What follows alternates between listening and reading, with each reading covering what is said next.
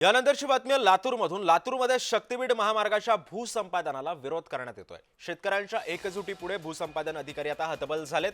बागायती जमिनी देण्यास शेतकऱ्यांचा ठाम नकार असल्याचं सुद्धा आता बोललं जात आहे। शक्तीपीठ महामार्गाच्या भूसंपादनाला लातूर जिल्ह्यामध्ये शेतकऱ्यांनी तीव्र विरोध दर्शवलाय। भूसंपादनासाठी आलेल्या शासकीय अधिकाऱ्यांच्या पथकाला मोजणी न करताच माघारी फिरावं लागतंय। हे शक्तीपीठ नसून सक्तीनं लाभलेला महामार्ग असल्यानं बागायती जमिनी देणार नसल्याची भूमिका शेतकऱ्यांनी घेतली आहे। शेतकरी एकजुटीचा शक्तीपीठ महामार्ग रद्द झालाच पाहिजे। शक्तीपीठ महामार्ग रद्द झालाच पाहिजे। जमीन आमच्या हक्काची नाही। शेतकऱ्यांचा विरोध असताना का काढण्यात कारण काय? हा फक्त फायद्यासाठी काढतायत। फायदा म्हणजे कुणाचा? उद्योगपती, गुत्तेदार, मोठे मोठे कॉन्ट्रॅक्टर यांनी पैसा त्या मार्गाला लावायचा, तो पैसा काढायचा, जमिनी कोणाला? शेतकऱ्याला जमीन देणार। शेतकऱ्यांसाठी हा मार्ग काढलाय ना। शेतकऱ्यांचा विरोध आहे।